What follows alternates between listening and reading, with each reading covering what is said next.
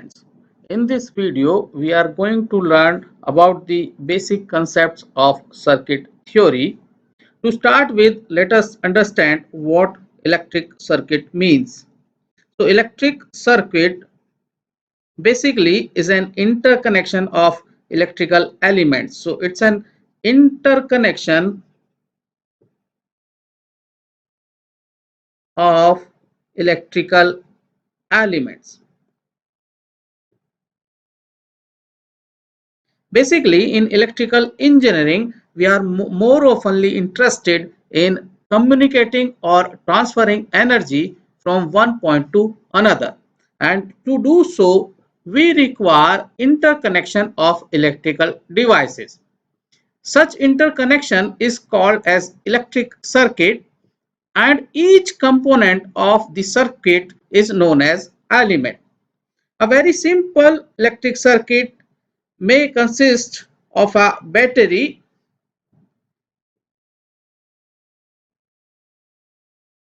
as being shown here, feeding the energy through the connecting wires to a bulb. So this could be a very simple electric circuit. Example of an electric circuit where we have three components: one, the bulb; second, the battery; and third, the connecting wires. We use electric circuits in numerous electrical systems to accomplish different tasks. So this is an example of an electric circuit. We may have some complex electric circuits also. Let us discuss about the second terminology, which is a charge. So what do you understand by charge? Charge is basically an electrical property. It's an electrical property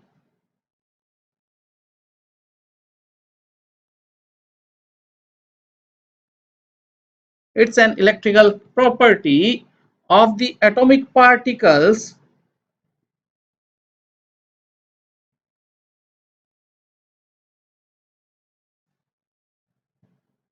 of which matter consists.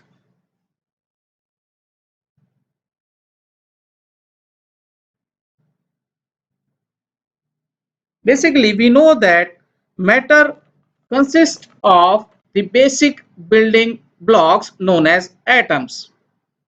We know that matter consists of the fundamental building blocks known as atoms, and each atom consists of electrons, protons, and neutrons.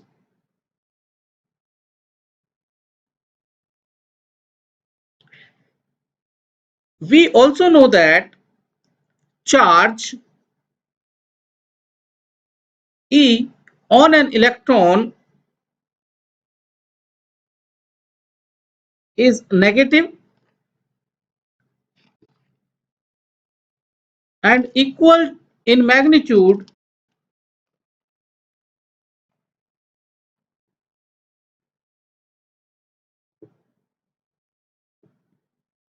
to 1.6 into 10 to the power minus 19 Coulomb, right? Proton carries while proton carries a positive charge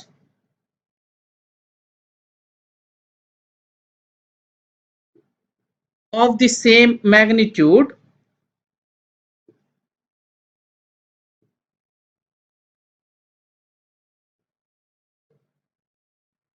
as the electron.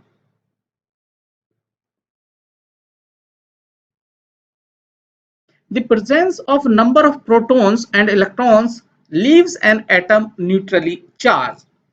So if the number of electrons and protons in an atom are equal, they will leave that atom neutrally charged.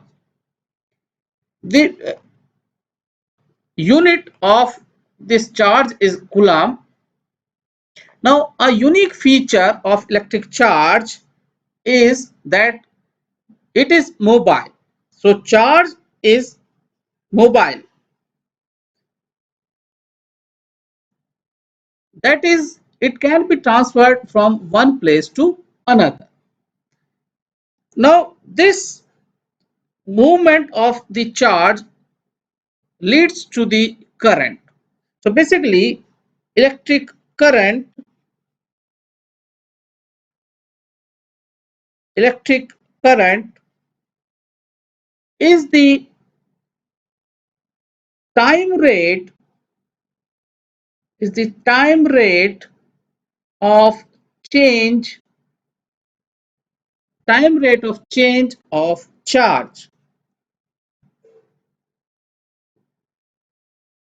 Electric current is measured in amperes. It is measured in ampere used as symbol A.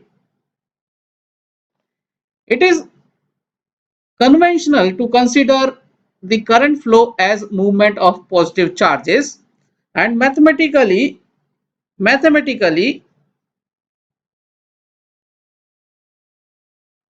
we can represent the current and the charge relation by the equation, this one. That's I is equals to dq by dt in a closed loop. So that means 1 ampere of current will be equals to 1 coulomb of charge per second. So from here, from the above equation, we can also calculate the charge transferred between the two time or between a time interval. The charge transferred between time t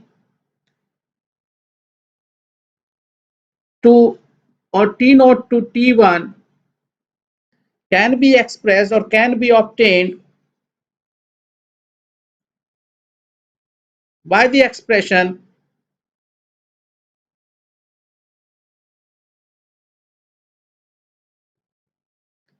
q equals to integral of I dt from time instant t naught to t1. This will be the charge and this will be the equation for the current. Now, the current that remains constant with the time is called as DC current. We have DC current called as direct current. So what a direct current means? A direct current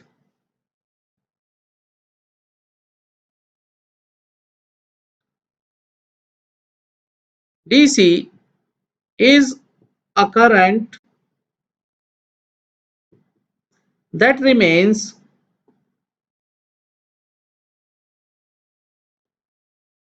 constant with time.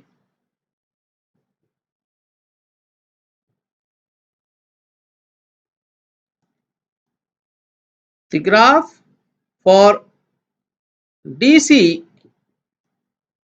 can be represented in this way. If this is the current denoted by I and this is the axis, time axis, so this will be the graph for the direct current. Now, a time varying current is known as alternating current if it varies sinusoidally with time. So a sinusoidally, we can say that what's an AC current or alternating current?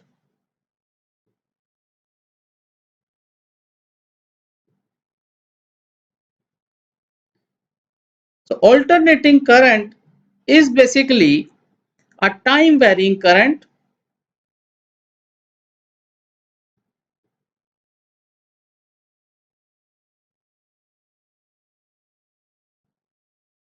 that varies sinusoidally with time.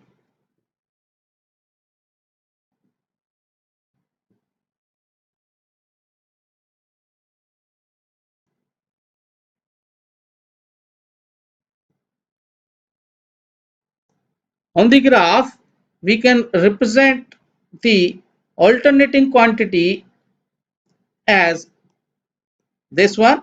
If this is the time axis and here is the amplitude, then the alternating current will be of this shape. So this is the DC current, this is the DC, and this is the AC.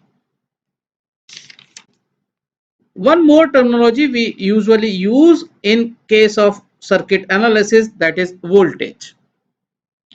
Voltage, basically, this is the work required to make the current flow in a particular direction.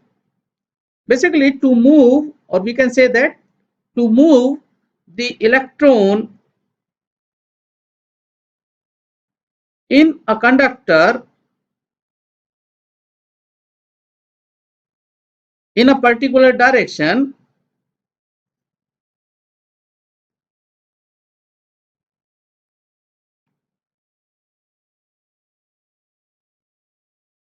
requires some work to be done, requires some work. This work is performed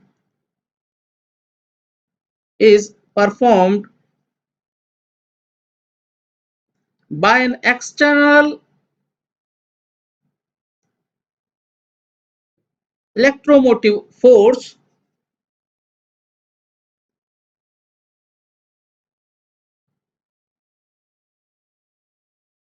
usually abbreviated as EMF. This EMF is also known as voltage or potential difference.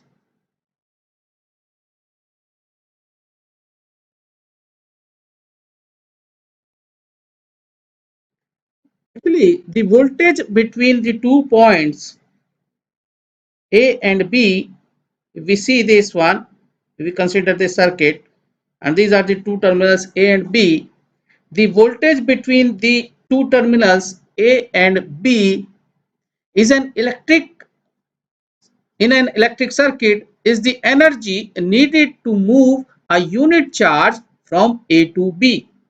So basically, it's an energy needed to move a unit charge from A to B, and it is measured in volts. We measure the voltage in volts. So volts is the unit and the symbol used is V. Mathematically, we can represent this voltage between the two terminals as VAB, and as obviously it's the work done or energy required to move a unit charge from A to B.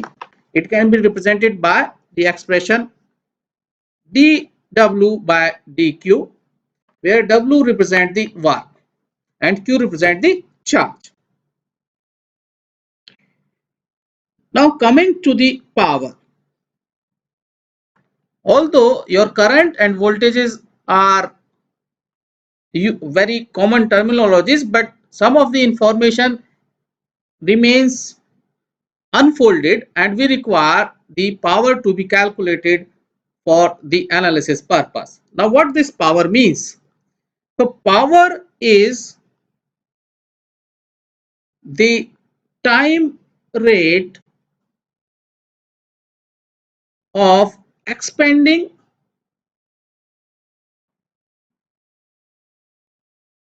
or absorbing expending or absorbing energy. So power is the time rate of expending or absorbing energy. It is measured in watts. It is measured in watts,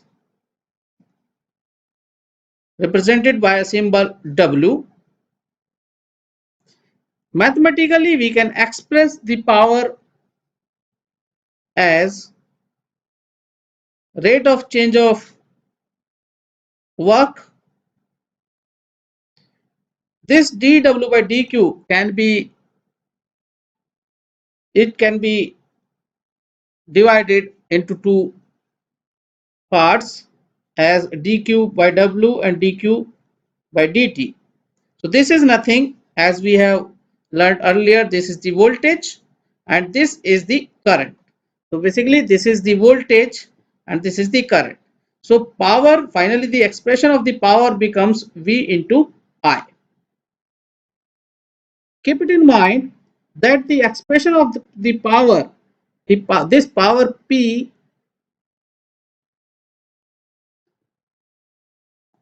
is a time varying quantity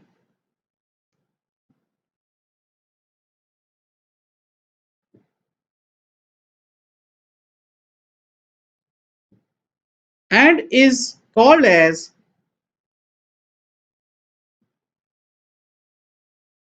instantaneous power. Instantaneous power. Now, if the power has positive sign, if the power has positive sign,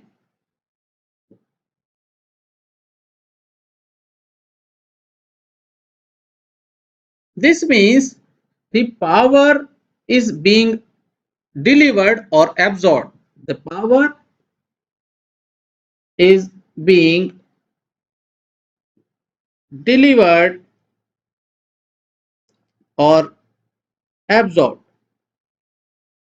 Whereas if the power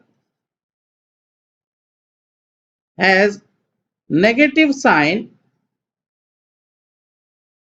this means the power is being supplied. Instead of being absorbed, it is being supplied if the sign is negative. Now let us come to the circuit elements.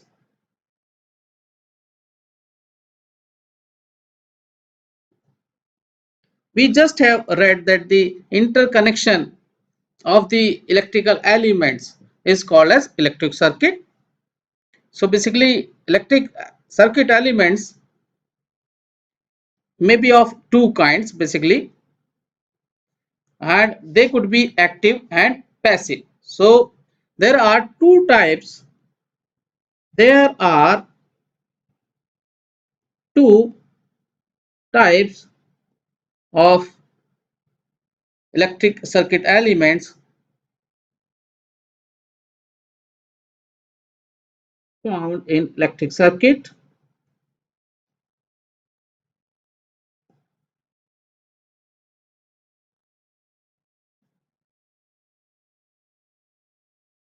And these are passive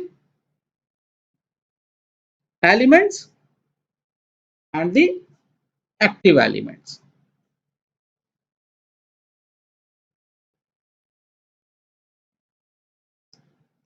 Now, what are passive elements? Basically, what are passive elements?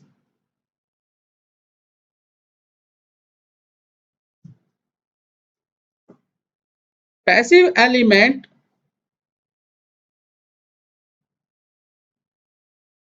are those elements which absorbs the energy. These are the elements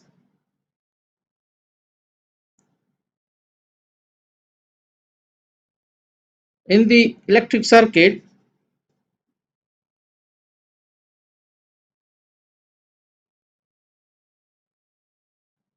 that absorbs or store the energy. For example, resistor, inductor, and capacitor.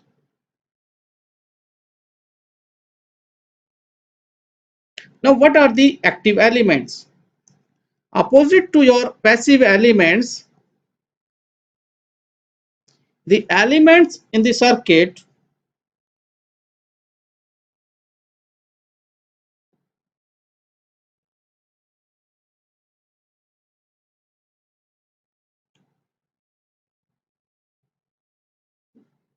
that are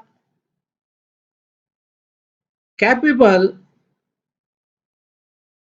of generating energy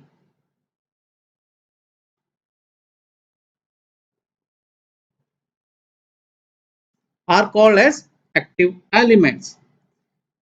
Example of active elements are your battery or generator,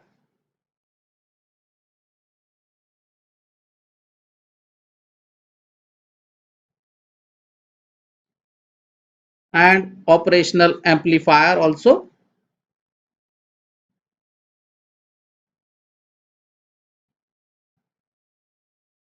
Fine.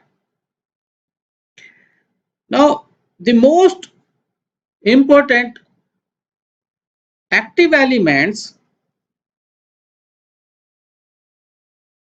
the most important active elements are voltage or current sources. That are voltage or current sources.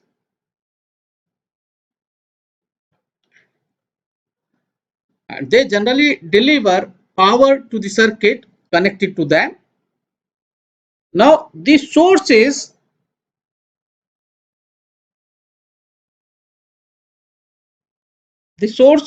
further can be divided into two categories. So we can say that there are two kind of sources.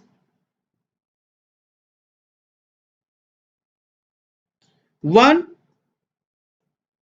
called as the independent sources,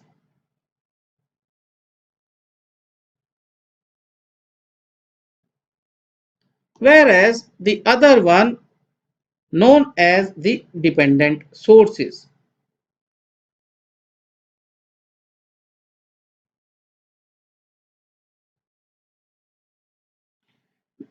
Now, an ideal independent source, if we talk about independent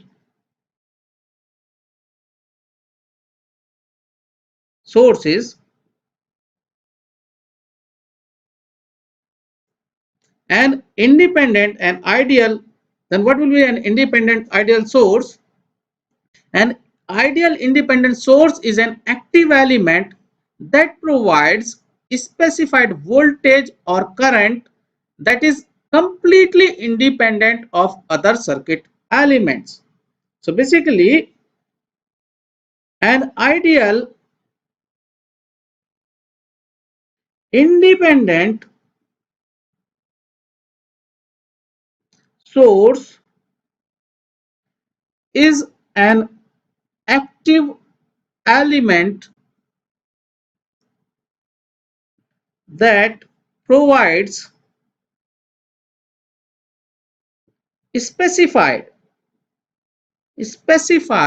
voltage or current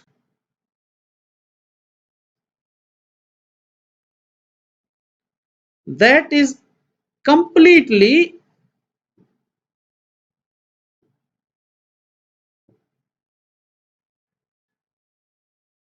completely independent of other circuit elements.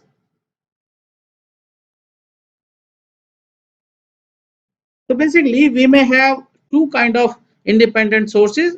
One, those provides the voltage, and the other which provides the current. So we may have an independent voltage source or independent current source. The usual symbol for independent voltage source is this one. In this way we represent the independent voltage source, whereas this is the symbol of independent voltage source,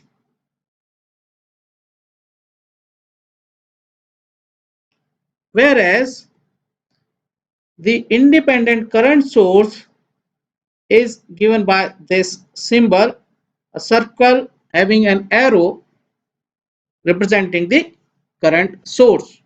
This is independent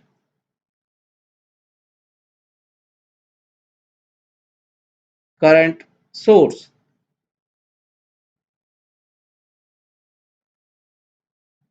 Now what about the dependent sources?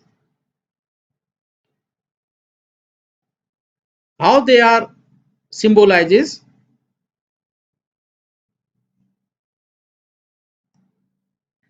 So an ideal dependent source is an active element in which source quantity is controlled, and it is being controlled by another voltage or current. So let it write down. An ideal dependent source is an active element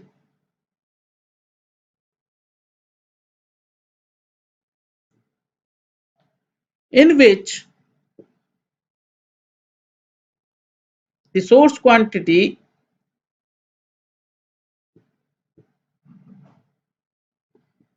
source quantity is controlled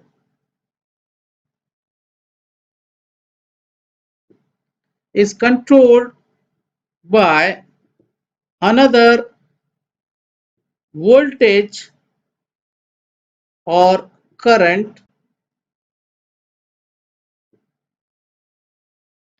So basis upon the voltage, whether it is being controlled by a voltage or a current, and whether it's a voltage source or a current source, they could be of four kinds.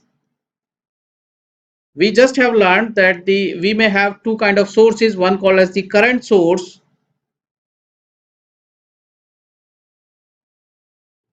and other called as the voltage source.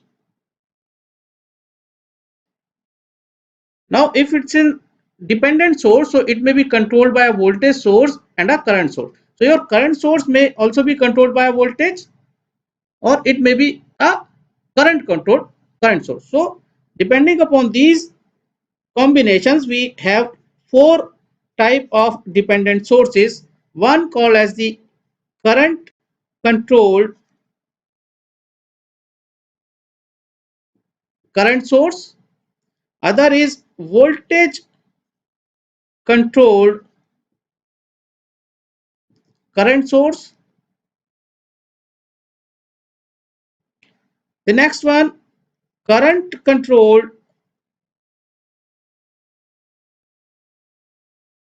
voltage source, and the last one voltage controlled voltage source.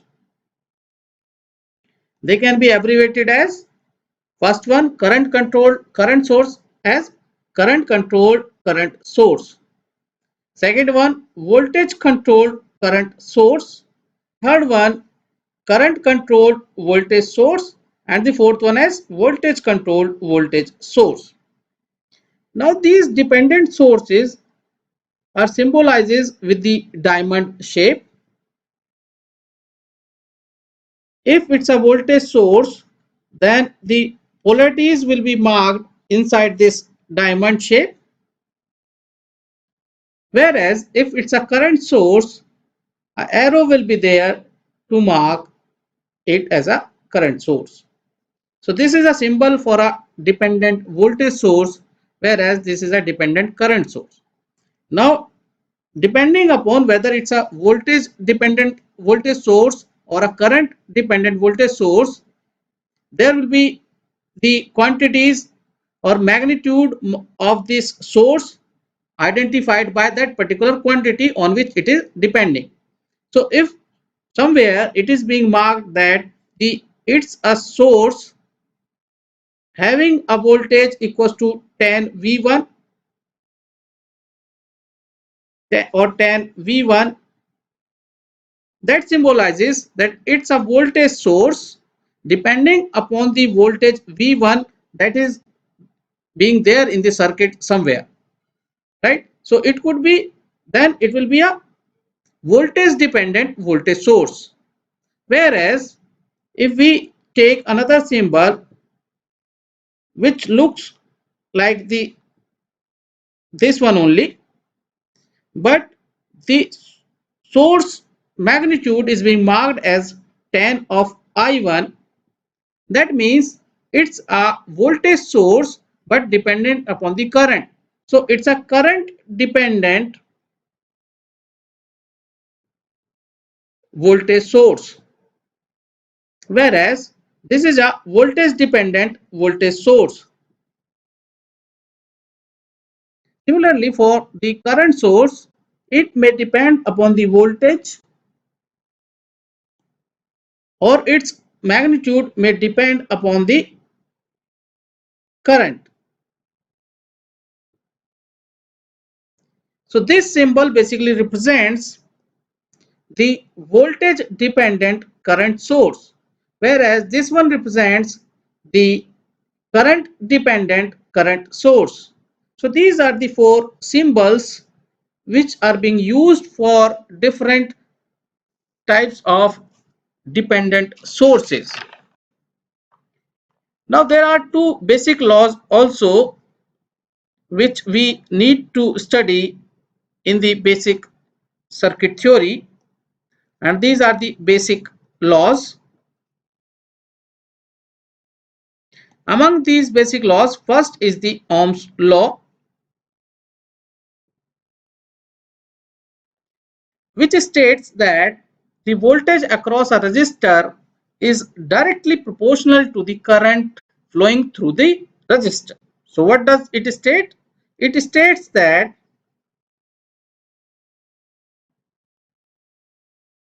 the voltage across a resistor is directly proportional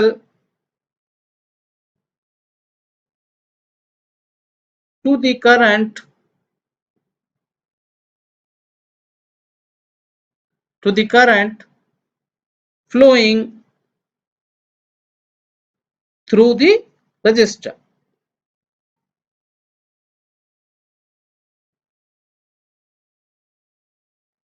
Now if we take this voltage to be V and current to be I, then as per the Ohm's law, V is proportional to I. If we remove this proportionality with the proportionality constant, your proportionality constant will be R, known as the resistance. Resistance is basically the ability of the material to oppose the flow of current. So this is the Ohm's law. Other basic law which very commonly used in circuit analysis is the or are the Kirchhoff's law.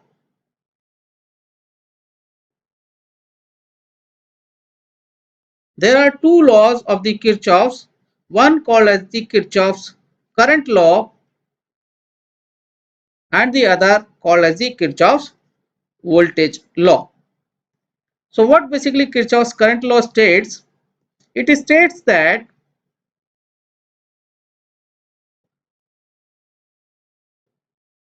the algebraic it states that the algebraic sum of currents entering a node is 0.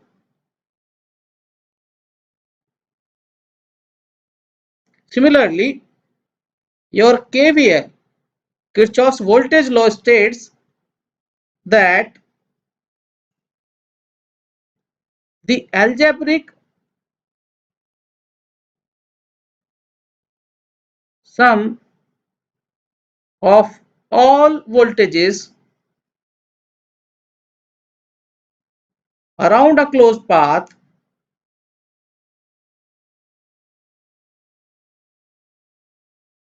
usually called as loop is 0. So these are the two basic laws of Kirchhoff which we commonly use in circuit analysis. You need to be you need to be keep it in your mind that the circuit analysis here means the process of determining the voltage across or current through the elements of the circuit. Let us take in one problem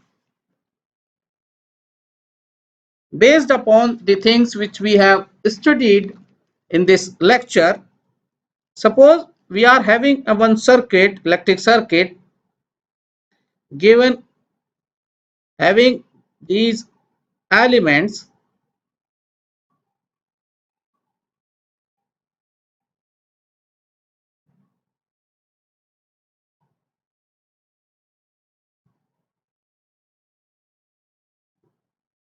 I think you can easily identify from here that in this circuit we have two independent sources, and both the sources are the voltage sources, where the one is the 12-volt battery, the other one is a 4-volt battery. Now there are two resistances, one is of 4 ohm whereas other is of 6 ohm. This is a symbol of a dependent source, definitely, but which quantity is being depending is not being given yet. So basically now we can say that it's a voltage dependent voltage source, and this V naught should be there in somewhere in the circuit on which the source magnitude depends. This source magnitude depends. So the V naught is being given across this 6 ohm resistor as V naught, marked with these polarities. So if we go for a solution of this, how can we solve this? Let us have a solution. We can basically assume a current in the circuit as it's a closed path. There will be a flow of current. Considering the current, we can apply KVL in the loop.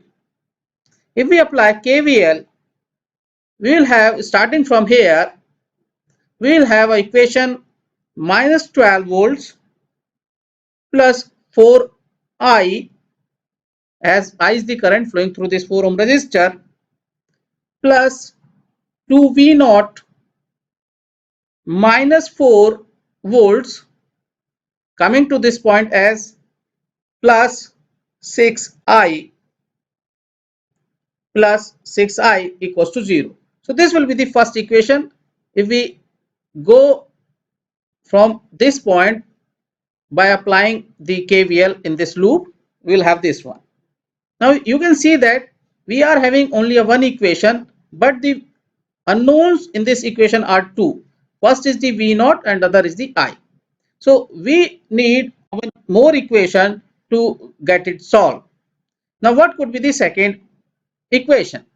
You can see that we have one more equation. We can have a one more equation in terms of voltage and the current. So applying Ohm's law,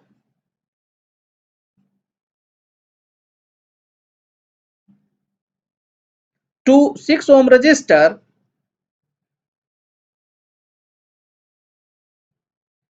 we can have an equation that, or relation that, V naught is equals to minus of 6I.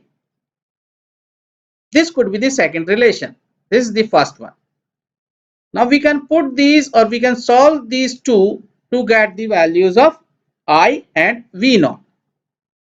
So by solving these, we can definitely get an answer that I will be equals to minus 8 ampere, and from that we can have V naught equals to, as it is 6 into I, so it will be 48 volts. So this will be the answers.